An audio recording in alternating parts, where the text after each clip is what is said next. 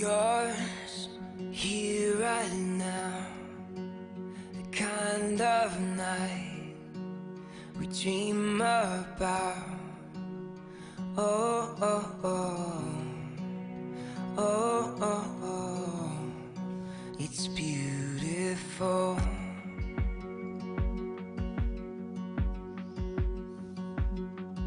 Yeah, time flies when you get it right, so hold on tight to me.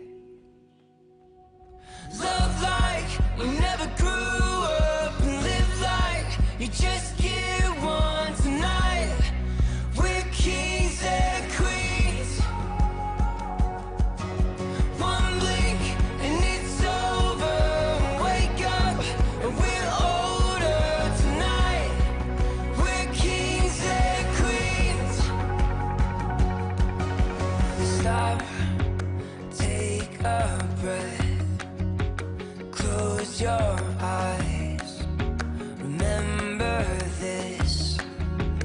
Oh, oh, oh, oh, oh, oh, it's beautiful.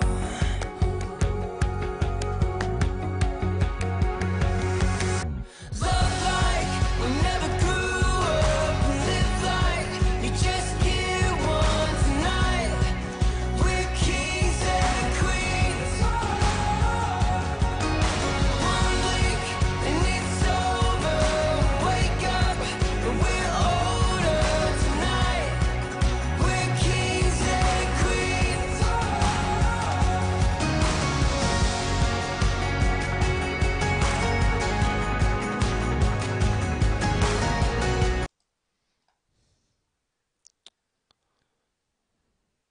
Hey,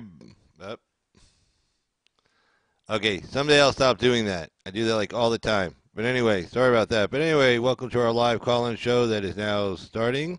And there's our phone number right there, 775-273-8970.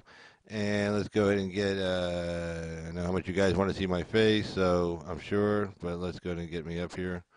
Boom, there I am, right below the call-in number. So we got a lot of news to get to. We got Axe Truth show starting at 6. In fact, there's a little advertisement for it right there. Axe Truth, live, 6 p.m. Pacific Standard Time. Be there or be square. If you're not an Axe Truth channel, you're a loser. No, really, probably. Well, no, you may not just know about it, but now you know. They have no excuse. Axe Truth, live, 6 p.m. tonight, Pacific Standard Time, on the Axe Truth channel, found on YouTube under Axe Truth. So now you can definitely find it. But anyway, let's get to the news. It's a live call-in show. He does some really crazy topics. In fact, we'll probably just, you know what, let's just go into show. There's one topic he talked about today. I was going to get to this lawyer vows to file lawsuits defending Covington students. I was going to do that first because it's a Nevada lawyer. I don't recognize this person's name, and let me see. Let me pull him off. Let's pull this off here real quick. I think it was Robert Barnes. I don't recognize his name, to be honest with you, but that's okay. You know, Nevada is not, it's not a little state. We don't have a huge bar. I mean, we have probably like only 15,000 licensed attorneys. You can probably go to Costa Mesa and find 15,000 licensed attorneys just in that little city alone. But yeah, he's going to be bringing a lawsuit, but we'll get to that in a second. But one thing I did want to touch on was another law that's being talked about right now, and let's see if I can get to that. And Axe Truth covered it today. A few other people have covered it, and it has to do with the abortion law that was just passed in the state of New York. And I just looked at it real briefly. Basically, it's going to be allowing, they've had late-term abortions in the past, but it's going to be allowing abortions up to the 9th month, which is crazy. I mean, that's not an abortion. That's, I don't know. That's going to be taken up. I can't believe that gets taken up, even the Supreme Court not really wanting to tackle abortion. A lot of times they deflect, or they pass. But I can't see that one not being taken up to the U.S. Supreme Court. I think that's probably why they passed it. They passed it on purpose because they want it to be taken up to the U.S. Supreme Court. They want the Supreme Court to knock it down, and the headlines in the mainstream media will be, U.S. Supreme Court knocks down abortion. It's not going to say knocks down abortion law that allows you to have an abortion up to 9 months. It's going to say knocks down abortion. So Axe Truth covered that. Let me get to him here. I should have him like right. Here we go. And he talked about it today, and he talked about pretty much how how pretty much abortion laws, since they've been in effect, it's really been used to kind of take pretty much take out the black population. Margaret Sanger, who started Planned Parenthood and started the abortion clinics, and she started them up in the inner cities.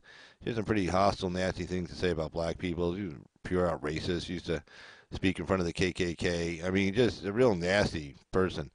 And her opinion of black people is pretty freaking nasty. And so Axe kind of covered this. Again, a few other people haven't, but Axe covers things in ways that other people don't necessarily do so. So let's get him up here and let's go ahead and hear what he has to say.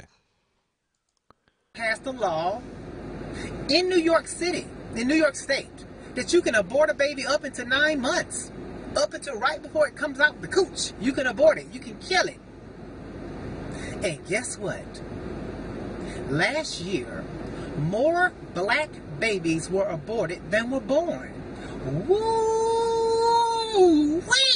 If I tell you this KKK ain't nobody's joke, how do you devour a race? You make them kill their babies, then you have them killing each other in the street because you don't say nothing about black on black crime. No, we can't say nothing about that because we want them to keep killing each other. That's how the KKK works. Because remember, the KKK don't do any hangings, lynchings, and all that because they know black people are going to do it for themselves. So they can just sit back and enjoy the show, eat their popcorn. You see, you got to get it. So you got to catch up and get it. But the KKK is slick. And they are doing it to you maids and you mammies, and y'all sitting there cuck-a-bucking and shoveling, driving for the Democrat plantation while you shines and you Okatas, your population size is getting smaller and smaller. So keep up. See, I'm not appalled and shocked and outraged because a blue state enacted an abortion law that is atrocious. But we know they are after the KKK. They want to do what exactly Margaret Sanger said. Black people are weeds. We need to exterminate them, and we're gonna do it with abortion, eugenics, and that's what they're doing, and that's what they're gonna. And that is exactly what you're getting, eugenics, and you're promoting it, you maids and you mammies. Keep doing it. Good. More. Anyway, there's Axe doing a show as only Axe can do. He pretty much he says it like it is. I mean, the whole purpose for these abortions to be started to begin with. Again, they were started in the inner cities. The history's there. I mean, you can go back and look. You don't take my word for it. And it was designed primarily to Margaret Sanger, and she did refer to black people as weeds. You need to, and that. She's just really she's just a disgusting person, and she celebrated. And the Democrats, keep supporting, federal funding for Planned Parenthood. And why do you need federal funding? It's not for middle-class white women to get an abortion. Middle-class white women can get, whatever $300, $500 to put together to get an abortion. It's for poor people to get an abortion. And in the words of Margaret Sanger, she wanted poor black people to get abortions. She didn't want them around. And I mean that's the whole idea for funding for Planned Parenthood. It's not for white suburban women to be able to get an abortion. I mean they can afford it. Planned Parenthood doesn't need federal funding for them to come in and pay the cost of it. I mean that's the whole point. That's why, and the Democrats keep supporting federal funding for it. And and I think a lot of people need to kind of wake up to what they're doing. I mean I've been hearing the number 13% for like forever. Black people make up 13% of this country. I've been hearing that number forever. There's a reason for that. And Axe Truth said it on a show there. Now I haven't verified the statistics, so I can't verify it myself. But as far as his number saying that there were more black babies aborted last year than there were black babies born, I haven't verified that, but I know it's a big number. I know one number that I've heard before, and I've seen the statistics on that. Something like 22 million black babies aborted since 1973, since the passage of Roe versus Wade by the U.S. Supreme Court. That's a pretty disgusting number. So, but we'll get to the rest of the news now. I didn't want you to see that. Again, he goes live tonight at 6 p.m. That's Pacific Standard Time. This is about 50 minutes from now. And it's a good show. He has a good call-in show, and it's generally a lot of fun. He stays on for 2-3 hours. But anyway, let's get to the next story here, and you see it already popped up there on the headline. Lawyer vows to file lawsuits to defend Covington students. Again, this is by shout out to the Washington Times again. Let's see. Hopefully you got their sign up there. Let me see if it was blocking it there. Nope, that was the wrong way. Sorry. Let's see this one. Real quick. Where is it?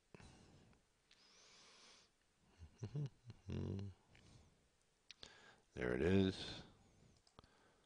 Nope, that's not it.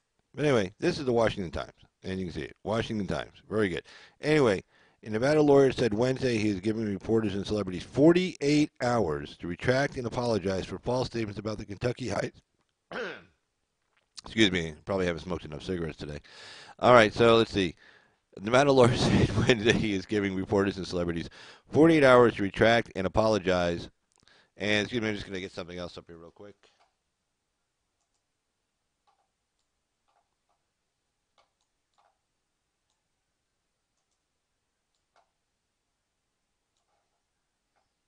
All right. Okay. Oh, I see Lalo in the chat room. Hey, Lalo. Very good. And yeah, he says Axe. Yeah, Lalo's a subscriber to Axe's channel as well, and he's a regular on Axe's call-in show. He's called into my show a couple of times. Really nice. He's a great guy. But anyway, so let's talk about this story. So again, there's Nevada lawyer who's taking the case pro bono on behalf of the Kentucky Covington high school students, Catholic high school students. He said he's giving them 48 hours to retract and apologize for false statements about Kentucky high school students involved in the now infamous encounter with an American Indian activist on the National Mall over the weekend. And then he will begin filing defamation lawsuits. Now, the thing about defamation, a lot of times you say, how come the president doesn't file a defamation lawsuit? Because the big exception, I believe it was New York Times versus Sullivan, or Sullivan versus New York Times, famous U.S. Supreme Court case, and they made a distinguish between a public figure and a private figure.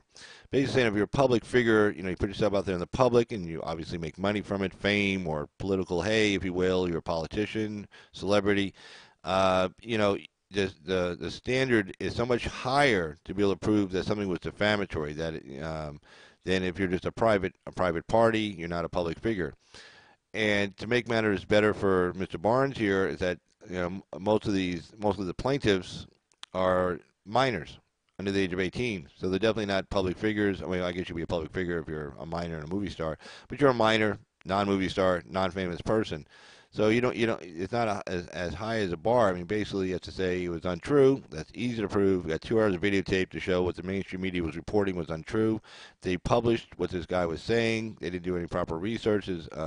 Standards like of negligence, or sometimes defamation intentional. In other words, they had the videotape. They had access to the videotape. They intentionally put lies on the air in order to make these kids look bad, or to use these kids as a prop to make Christians look bad, pro-life people look bad. Because remember, those kids were there for the National March for Life, to make Trump supporters look bad, or I guess to make white people look bad overall. And these kids were like the props the media was using to bash all of the above groups and or over the head. And that's not fair to these kids. And these are teenagers. I mean, they're in high school. Many of them probably getting ready to go on to college, or if their senior year, thinking about maybe football practice, or playing games on Friday night, or prom, or dating, or whatever we used to think about when we were that age. Hey, there you go.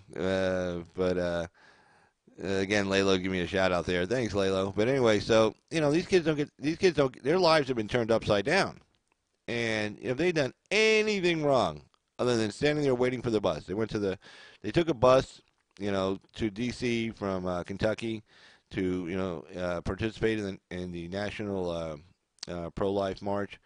I think it's a different title for it. I think it's national, pretty much March for Life. I think it's called the March for Life, National March for Life. And they participate along with 600,000 other people who are out there in the dead of winter. And they got their Make America Great Again hats on. Of course, why not? I mean, Trump's very much been supporting the pro-life movement with appointment of pro-life judges and people who are gonna rule on the Constitution. Roe versus Wade decision was terrible. It's not based on anything in the Constitution. Basically, they said, okay, you take the First Amendment, the Second Amendment, the Fourth, Fifth, Sixth Amendment, add them all together, and you get a right to privacy. That they took like the holding in Griswold versus Connecticut, which talked about contraception use, and they said if you add all these amendments together in the Bill of Rights, basically there's implicit in the Bill of Rights a right to privacy, and they just pulled that out of the air. I mean, it's not based on anything. So it was a terrible decision, and basically Trump's appointing judges who are originalists, who are going to look at the original intent of the founding fathers. And trust me, if the founding fathers wanted to put a right to privacy, they would have added in there. Hey, the 11th Amendment. It would have been 11 amendments counting to be up to Bill of Rights, and it would have been you have a right to privacy. Well, they could have written it down if they wanted to. They didn't. So, nonetheless. So anyway, this lawyer is saying you got 48 hours or else. Okay, not just to retract, but also to apologize. It's not just like take the story down and say, hey, you know what, we got it wrong, and we're sorry we hurt these kids. And he's making them a deal right now. Say, okay, do that, and I'm not going to sue you. If you don't do it, whoever doesn't do it, I'm going to sue you. Probably going to sue, definitely at the top of the list with the Native American who got up and lied repeatedly. I mean, it was unbelievable. I mean, I covered this. Everybody else covered it. You probably don't need to hear it all again. But, I mean, the amount of lies this guy told, it was unbelievable. Okay. So Barnes said the slew of social media, now infamous encounter with American Indian activists on the National Mall over the weekend, and then he will begin filing defamation lawsuits. Barnes said the slew of social media posts attacking the Covington Catholic high school students, some of which came even after new videos undercut the narrative that the boys chanted racist slogans crossed the line into slander. He said the first lawsuits will come next week after he sees who has recanted and who has not. Legal scholars say the chances will depend on the nature of the tweets, though they said it's likely to be an uphill battle in the courts where judges are likely to allow plenty of leeway for people to express opinions. It would be difficult to prove truth or falsity. I don't buy that one. I don't know who these legal scholars are. No, I've done defamation cases. No, I don't think it's going to be, that is not going to be an uphill battle. Even before Mr. Barnes vowed to sue, some prominent figures have been erasing their initial comments made after a first video emerged and was framed as the students in town for the March for Life, antagonizing American Indian elder. Let me pull this one thing down so I don't miss a part of the sentence here. Boom, there we go. About the sue, some prominent figures had been erasing their initial comments made after a first video emerged and was framed as the students in town for the March for Life, antagonizing American Indian elder Nathan Phillips near the Lincoln Memorial. Hey, Texas RN, see you out there. How you doing? Good seeing you.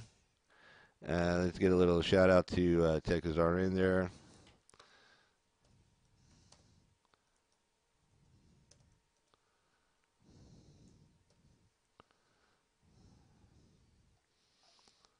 Boom. There we go. All right. Get back to the story here. And so, let's see. Where were we? Here we are. Okay. As the story evolved, let's see.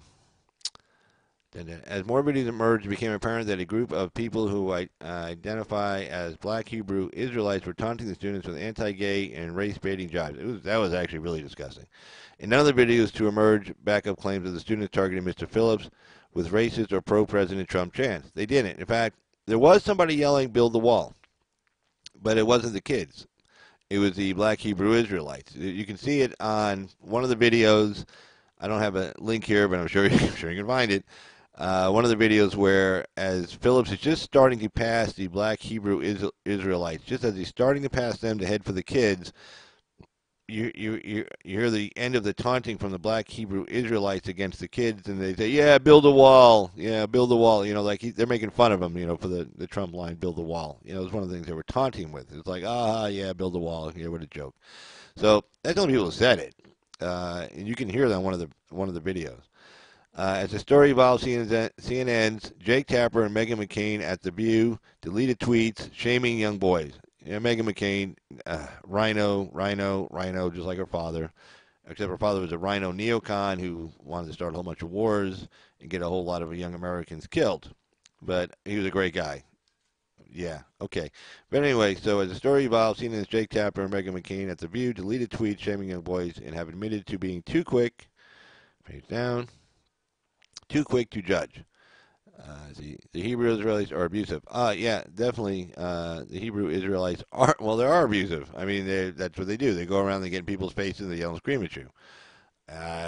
Because they're not actually trying to convert anybody. They're just trying to, say, we're going to heaven, you're not, and screw you, and we're enjoying this. So I guess there's a message there. Well, that is a message. So there you go. Meanwhile, Representative Ilhan Omar, Minnesota Democrat, deleted a tweet saying the students taunted black men. And again, I said this the other night, these poor black guys that were there, trust me, they don't need protecting from anybody. They were really big dudes. Again, I said the other night, I said, if I'm walking down an alley and I look behind me and I see these four guys and they're my friends, I'm not afraid of walking down that alley. I mean, these four guys, forget it. They could take.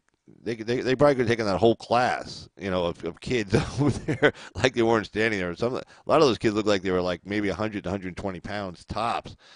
So anyway, meanwhile, Representative Ilhan Omar, Minnesota Democrat, deleted a tweet saying the students taunted black men, laid racist chants, and said a woman isn't raped if she enjoys it. That was a very good positive first step, Mr. Barnes said, adding he wants to see celebrities such as Kathy Griffin and Alyssa Milano retract their claims. Oh, it'd be great if, he is going to sue them because they're not going to recant. So sorry. But he gives them a chance, and see, that even shows he makes a demand. Hey, pull it down, apologize, retract, and guess what? I'm not going to sue you. And so that plays really well down the line in court as well. Ms. Griffin called for people to name these kids and shame them. In a tweet Sunday, Ms. Milano criticized the students for attending a pro-life march. She's going to tell us, what political views to take. Alyssa Milano, who admits that she's insane, she actually says that. She goes, I'm crazy. Well, good for her. Talking about all kinds of cults and stuff. I mean, she had even Stephanie Ruhle at MSNBC when she was talking was like, looking at, what's his name, Ari Velshi? God, I always forget this guy's name. Bald-headed guy. And was looking at him like when she was talking like, oh, God, this woman's crazy. Let's see.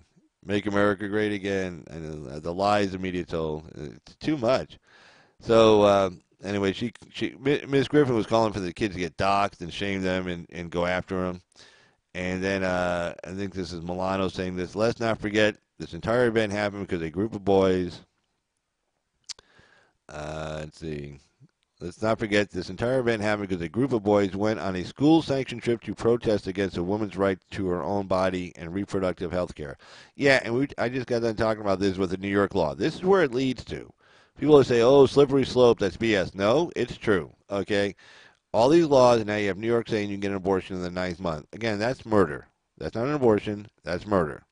Pure and civil. You can't call that an abortion anymore. That's nonsense. They said, oh, no, we're never going to do anything like that. Yeah, well, they are. And there you go. And to the cheers of everybody in New York, well, every liberal Democrat in New York. And so anyway, so she says, let's not forget that this entire event happened because a group of boys went on a school-sanctioned trip to protest against a woman's right to her own body and reproductive health care. It's not debatable that bigotry was at play from the start, she tweeted Monday. Idiot. Woman's an idiot. Mr. Barnes said he has agreed to work the student's cases pro bono and said some Covington students have retained him. And let's go up to the top of the second column here. He said a team of paralegals, research, and security personnel also have stepped up to help. The families will have a complete team of legal counsel, Mr. Barnes told the Washington Times. It is the most extraordinary outburst of voluntary action I've ever seen for any legal matter I've been involved in. Mr. Barnes says because his clients are private citizens and minors, he only has to show those making false statements were negligent. Oh, I just said that. Yay! Okay, good. Since he's agreeing with me, I'll say that makes him a good attorney. That's a joke. No, I'm just kidding. Yeah, no, I'm serious. Okay, right. All right, he doesn't. In other words, he says all he's got to show is that since they're minors and they're private citizens, not public figures, he only has to show those making false statements were negligent. That's what I said. He doesn't, page down, he doesn't have to prove they willfully disregarded the truth, a higher legal standard used for defamation cases involving public officials. Howard Wasserman, a law professor at Florida International University, said where Mr. Barnes files his lawsuits will matter. Different states do different things, he said. Mr. Wasserman also said those who base their opinions on what they interpreted from videos of the incident may be shielded. Once you start talking about what you see in the video, I think falseness becomes really difficult to prove, he said. Mr. Barnes, though, said, let's see what he has to say. Mr. Barnes, though, said courts have ruled an opinion can be defamation if its truth or falsity can be determined by a jury. Oh, man. Put it in front of just an intelligent jury. And they're going to see all the statements, and they're going to watch. Of course, the jury gets to watch the whole 2-hour video. That's exhibit, probably, I don't know, depending on how many people you sue, that might be like exhibit 300. But anyway, then you get to see the full 2-hour video. But if the truth or falsity can be determined by a jury, he said the statements claiming his clients approached Mr. Phillips and yelled racist slurs are both statements of fact that have been shown to be demonstrably false. I got a new thing coming for the top of this mic, so I'm not bouncing into it, just to let you know. That have been shown to be demonstrably false from the subsequent videos that have emerged. That is something a jury can determine, Mr. Barnes said. Eugene Volokh, a law professor at University of California, LA, said a lot will depend on the specific tweets. He said individuals calling for the students to get expelled or saying the kids are racist may be unsound opinions, but aren't statements of. There we go. But aren't statements of fact. Those things may simply not be liable at all because they are simply expressions of opinion. Mr. Volokh said you would need to have a false statement of fact and not just an unjustified opinion. Josh Blackman, a professor at South Texas College of Law, said Mr. Barnes' claims could be successful depending on who he sues. Some of the tweets I saw proved to be outright false. Those outlets should consider retraction, Mr. Blackman said. And if I'm really talking about a lot of like the tickers and whatever they call it, the little stuff that you put on the bottom here. A lot of people did. A lot of people did take tweets down, but like things like when you see, like those, I don't know what it's called, like a title down at the bottom, and you see something like this. A lot of those down there that in the tickers and the statements they had down there were just outright false. I mean, it was actually pretty sad. But okay, let's get back over here. Boom. Oh, wrong one. Okay, let's cut away. Boom. Let's see. Let's get me back on here. Boom. Boom. All right, there I am. Hey, everybody. That's me. So anyway, if you want to call in, phone number is area code 775-273-8970. Number right there if you look at the screen, to my left, up top there. Phone number 775-273-8970. And again, we got, let me get Mr. Axe's thing up here. There we go. Axe Truth will be live at 6 p.m. tonight, and I'm sure he'll be discussing all these issues. He ran a couple of good videos tonight.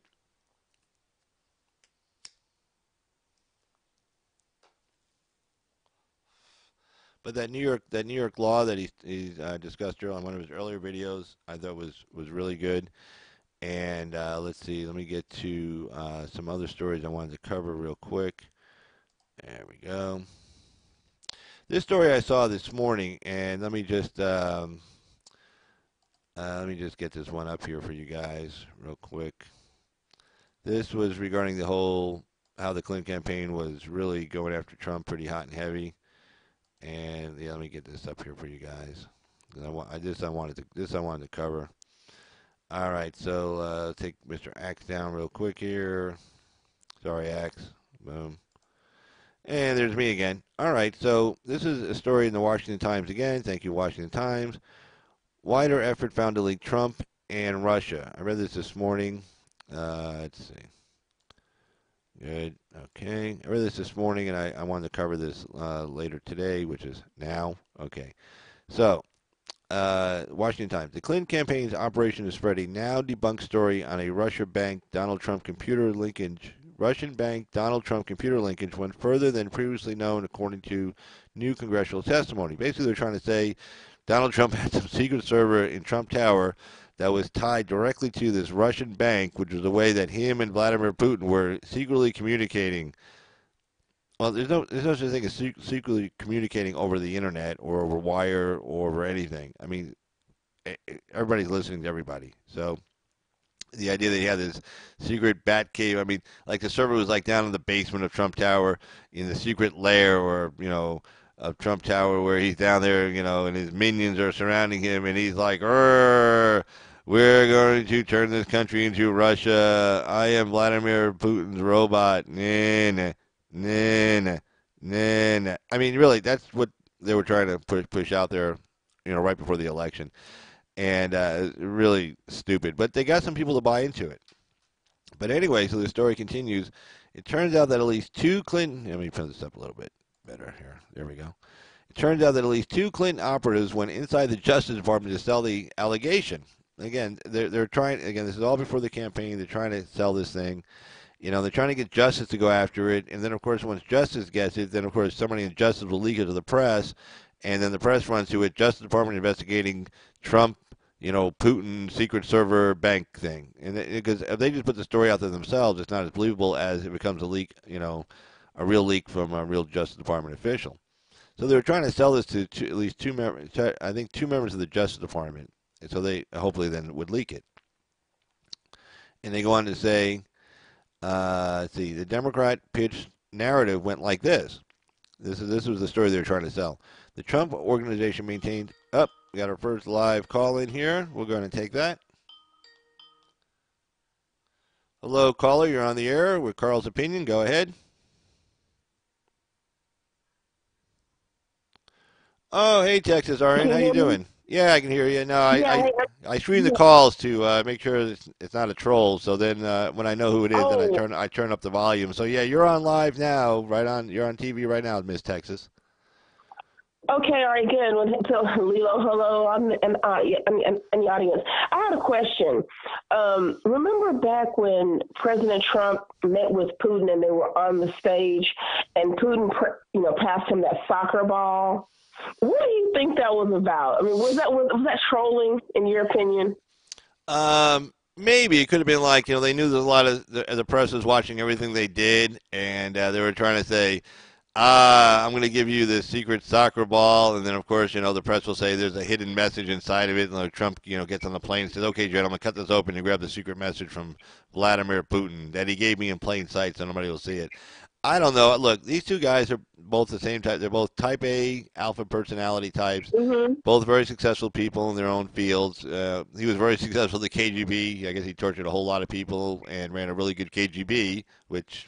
if you're Russian, then that's what you want when he worked in the Soviet Union. So, I think they were just trolling everybody. I think they both hate the idea that they're always being watched. They can't, actually have a good relationship, because I think they both would really like to have one, which would be good for everybody. Yeah. But I think they like to just mess with people. Okay. And let's see, I had another question, too. I didn't see this, but I was told by a friend of mine regarding the lawyer volunteering to do the work for free for the Covington students. Yeah. That on Tucker Carlson, I guess it was last night or the night before last night, that a lady was on. She was a lawyer, and she was saying actually the kids should choose her because she knows more about this type of law, and that Barnes doesn't. Did you see anything about that? No, I didn't see that. Again, I don't know. Okay. I don't know Robert Barnes. They say he's a Nevada attorney, but if he's down at Las Vegas, I'm up in like a little rural area now for the last almost 16 years.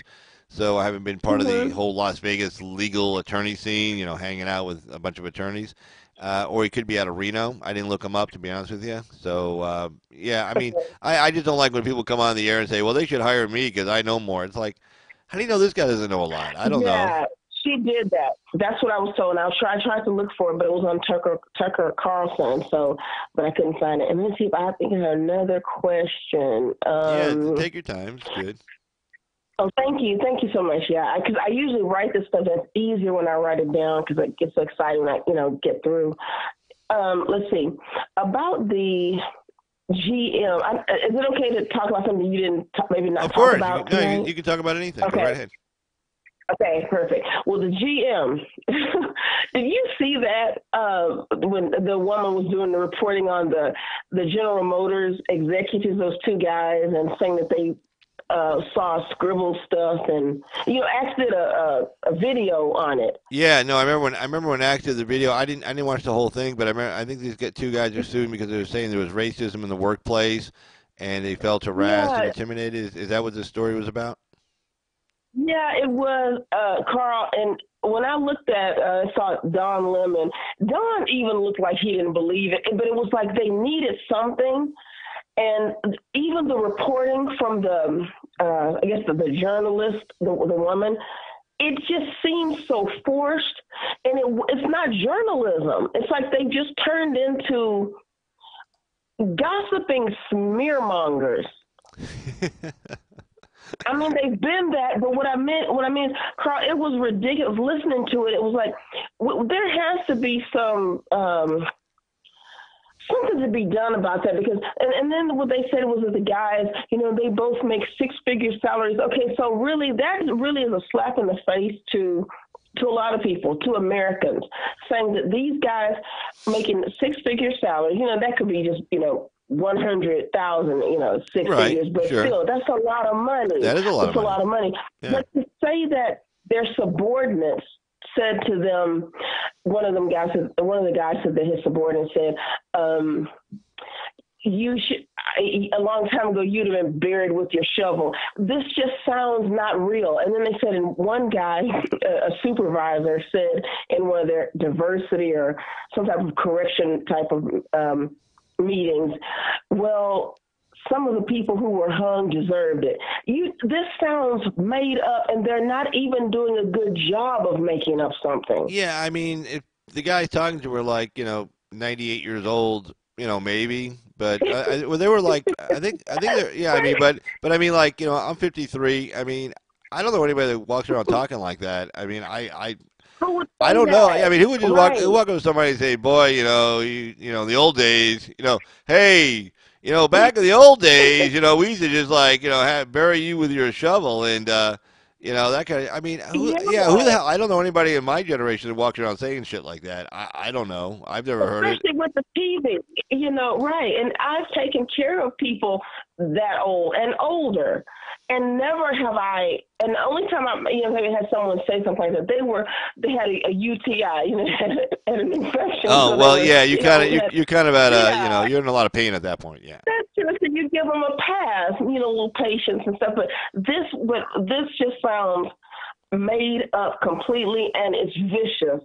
And let's see, something else I was going to ask you. Did you see the whole Gillette commercial? Because I don't have Yeah. a TV. I can only see this on YouTube. Yeah, I've seen. Well, I saw the whole Gillette commercial like on a couple different people's YouTube sites. Some of them just showed the whole thing. Mm-hmm. Like, I mean, they show part of it and talk about it, show part of it. But I've seen like the whole thing from start to finish. I mean, it's really disgusting. I mean, but see, I didn't know this, but when it came out, I didn't catch it.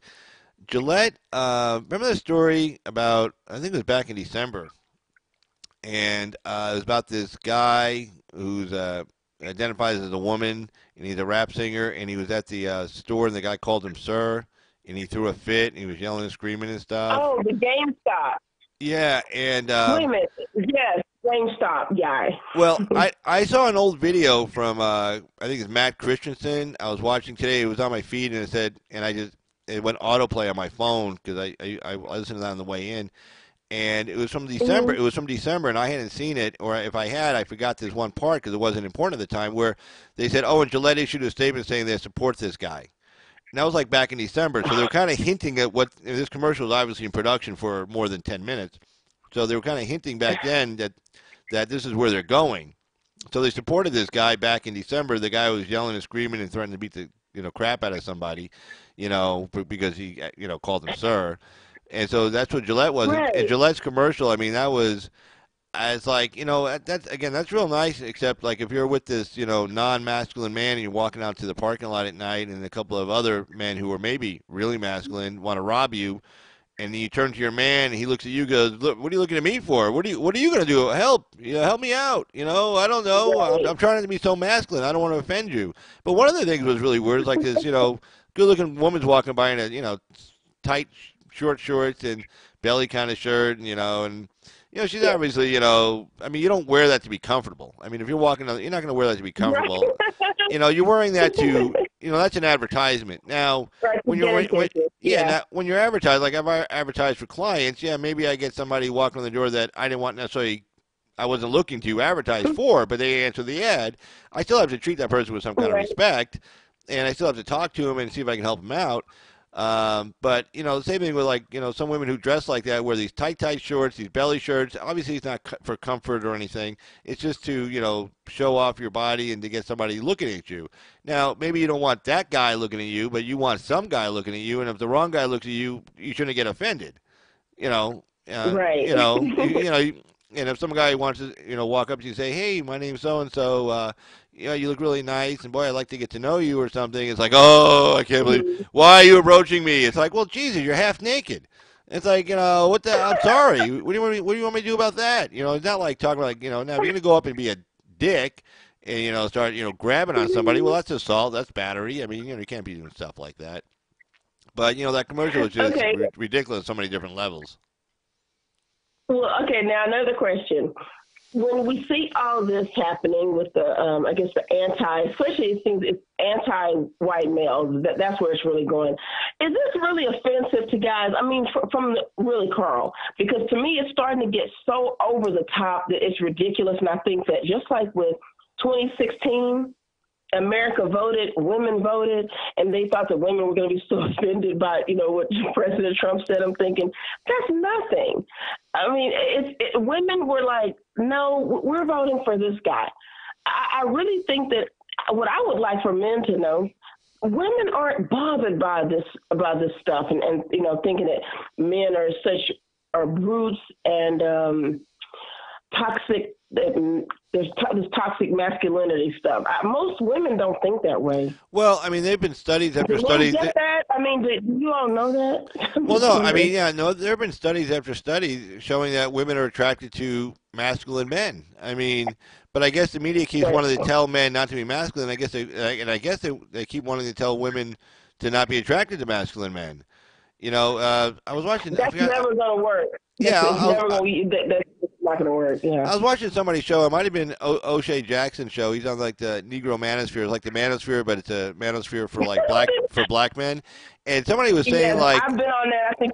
Okay, go ahead. Yeah, and somebody was saying like, like back in the '90s, they said, okay, we want you in touch with your feelings and stuff like that.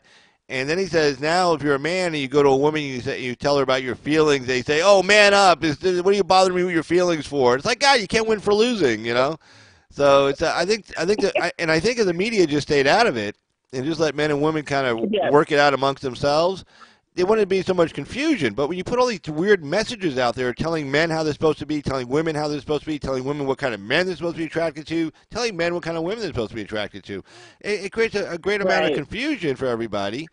And, and then you're left with this mess that we're in right now. And then with Gillette telling, men not to be so masculine. And, I found that commercial offensive on so many levels. But unfortunately, I use Gillette razors. I mean, I don't know what to do now.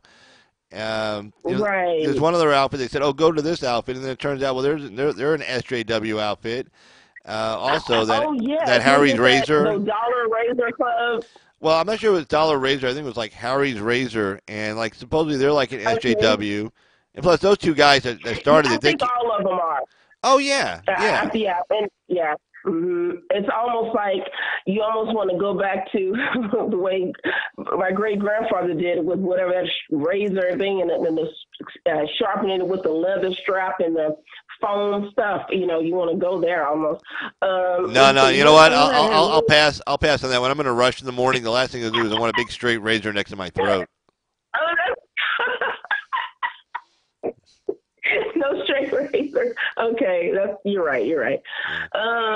Let's see if I had another question, Carl. As I did, it was just some current events. Gosh, I'm sorry. I hate dead space and dead time like this. My apologies. Well, I can't think of anything. Well, I could. I just can't remember what I want. I have two more things to ask you, and it just left my mind. So, thank you for taking my call. Oh, please, not at all. No, I'm glad you called in. I really appreciate it. No, you. I like how you know a lot about the topics and stuff. Obviously, you follow this kind of stuff as much as I do. So. Yeah. Oh, no, this is what I wanted to say. Yes, I did. But I know you follow O'Shea. Now, I know he's blocked me a couple of times. Oh, really? What'd you say? Oh, my gosh. Yeah. Well, because I found out about some of those sites about almost 5 years ago. And I was living in Mobile, Alabama at the time. So I went there for a job assignment. I met a nice guy. And so I went to Mobile. And so I was listening, on the YouTube, and I discovered him and then TS, the other guy. But with O'Shea, I just think at least O'Shea has changed a little bit. I can tolerate some of his shows with other guests. And this was the show that was it Irene Yvette was on. Did you see that one? Yeah. Actually, I did see a good part of that. I think it was on a Sunday. It was on the Rumble, and I didn't get to see all of it because I was having to do some work that day. But I did see most of it. And, that got pretty nasty. Yeah. That got. I think Cynthia G came on that too, and or Nyla, and man, that got nasty fast. It did, yeah, and so the Irene was, because they go after her because she was interracially married at one time, and so they got to figure that out because that's kind of crazy. I'm a sub to Irene's site, and I watched some of her videos, and like they're bagging on her. Although I wish Irene would have just said, instead of saying, "Oh well, I think now it's a bad idea," because of the pathology in our community. I think she just said, "Hey, F you." Should never. Yeah, she should have said, F you, I fell in love with who I fell in love with, we're still good friends, and, the rest of you can go F yourselves and figure out your own identity crisis on your own time and leave me the hell out of it. It's a funny thing about that is Spike Lee did the movie School Days back in the mid-'80s. I'm not sure if you remember that movie. I remember. Yeah, Lawrence Fishburne, Giancarlo, was it Esposito? Not Esposito. Is it Giancarlo? I always forget. Yeah, I forgot that guy, yeah. Mm-hmm. And, he was talking about these issues over 30 years ago. And if you remember, Lawrence Fishburne at the end was like, he was yelling at everybody, like pretty much wake up or stop it or shut up or I don't know, something. And he was trying to, Spike Lee was trying to tell everybody, hey, look, we got to get away from these issues. These issues are stupid. Like who's allowed in the black club? What percentage? You're 10%, white, 20% white. Are you allowed in? Or you're in an interracial relationship? Yeah. And he goes, we got to stop. We got to get away from these issues, or we're going to end up destroying ourselves. And it's over 30 years later, and again, they're still arguing over the same issues. Worse. Yeah, it was worse. I went to an HBCU, and after college, I joined sorority, and again, all of those issues were still the same, still are the same. But when I saw that, what I'm concerned about is when I see some of the women who, I date interracial, like the guy, he's white. I was engaged to a Jewish guy one time. I was Jewish at one time. But anyway, when I see someone kind of flipping because now she's married to I guess someone else. So they deleted my comment when I put, look, just because you're on this side now, you're going to still get these people cursing you out, calling you horrible names.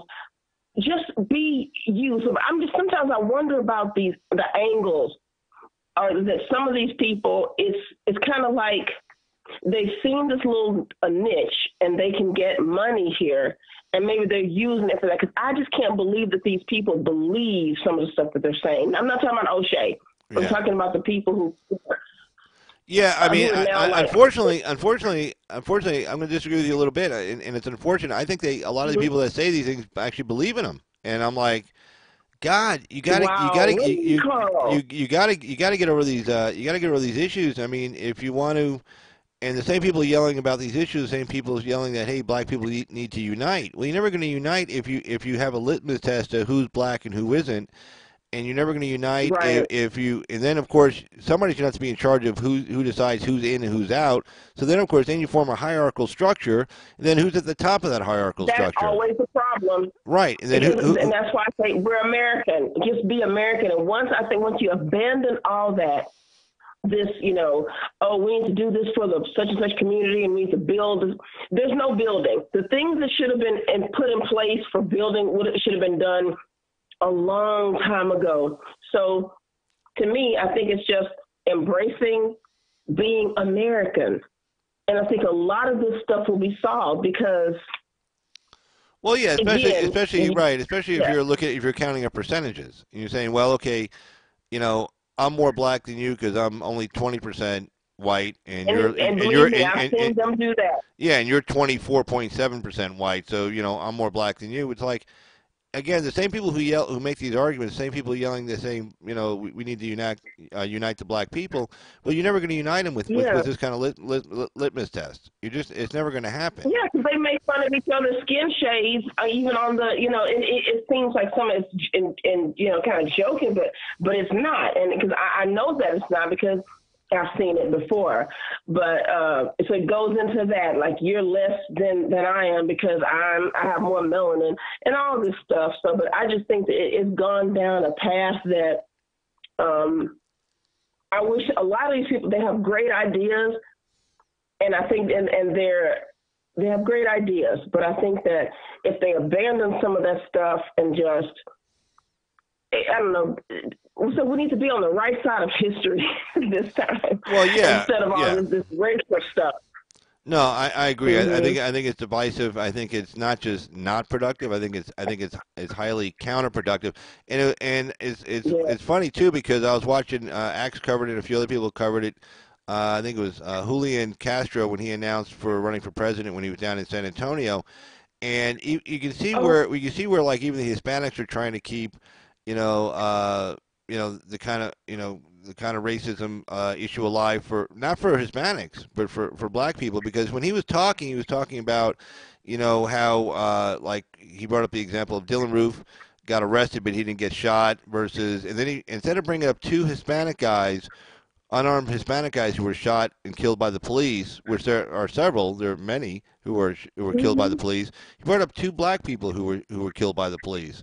So he's almost like telling he's telling his community, okay, you don't get caught up in that, but okay, I want black people to get caught up in that. Why? Because he wants Latino people to rise above black people. He wants them to be on top of black people. So he wants to keep black people in this whole racist mix. While he easily could have brought up. Climbs out of it. Oh wow. Yeah, I mean, he easily could have brought up two Latino men that. In fact, I think there was last year there was a young Latino boy who was killed by police unarmed. He could have brought up two Latino people, but instead he chose to bring up two black people who were shot by police.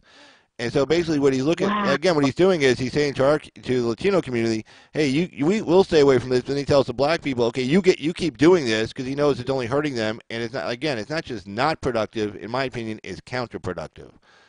And, hey, wait, hold on. Here's my tagline. And that's Carl's opinion.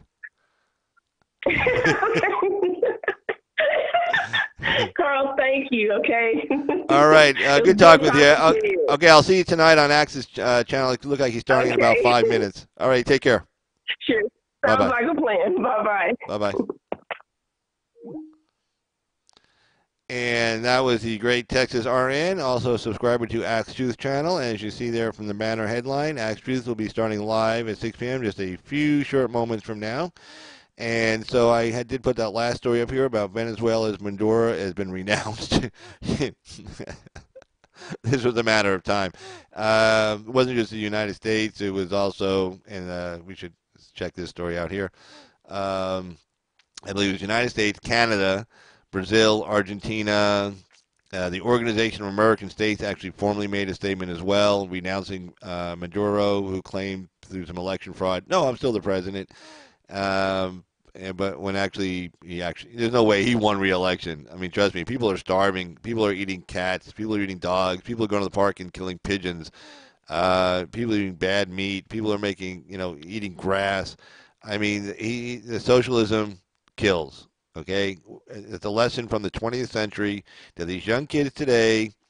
They weren't around, but I mean, go talk to some old Hungarians or old Romanians or old Polish people, or some old people living in former Czechoslovakia. Ask them how great they thought socialism / communism was. Trust me, plenty of horror stories. And again, the problem with socialism requires centralized planning, which requires a few people or a committee at the top, again in a very steep triangle hierarchical structure, to run things and make decisions for everybody. And just because you're a socialist does not mean you leave your human nature behind. Human nature, things like greed, selfishness, fear, paranoia, all take place. Every socialist system that's been out there always ends up in some kind of weird system where people are corruptible. And so, if you want to do business in a socialist country, you don't have to bribe a whole lot of people. You just got to bribe a few people, and then the people that are doing the bribing are not necessarily the most efficient, best company to necessarily get a contract or do a job. So again, when the oil was flowing and the oil prices were high, everything looked good. In Venezuela, you had everybody down there. You had President Barack Obama taking selfies with Hugo Chavez. You had Danny Glover down there, Sean Penn down there. All kinds of these liberal elites from Hollywood saying, "Hey, socialism." Well, now where are they now? You don't see them down in Venezuela now, do you? No, of course not. They've all left him behind. But I tell you what, I'm going to go ahead and cut out of here. I'm going to leave you guys with some music behind, and I just want to say thanks for joining our little live stream here. I just want to do kind of a pre-show prior to Mr. Axe Truth starting his live stream at 6 o'clock. And so 6 p.m., go over to Axe Truth's channel and see him for his live stream. Again, he has a call-in show also. So again, thanks everybody. If you liked the video, hit the like button. If you like it a lot, hit the subscribe button, and we'll see you next time. So thank you all very, very, very much. Let's see if I can find the music here. I don't know where the music is. I got to go look for it. It's around here somewhere. There it is. All right, guys. Have a good one. Bye.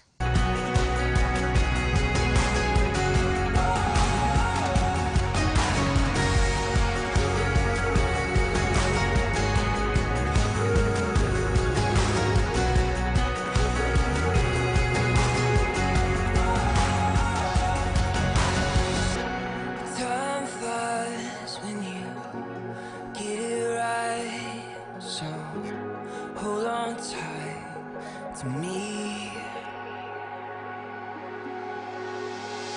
Love life.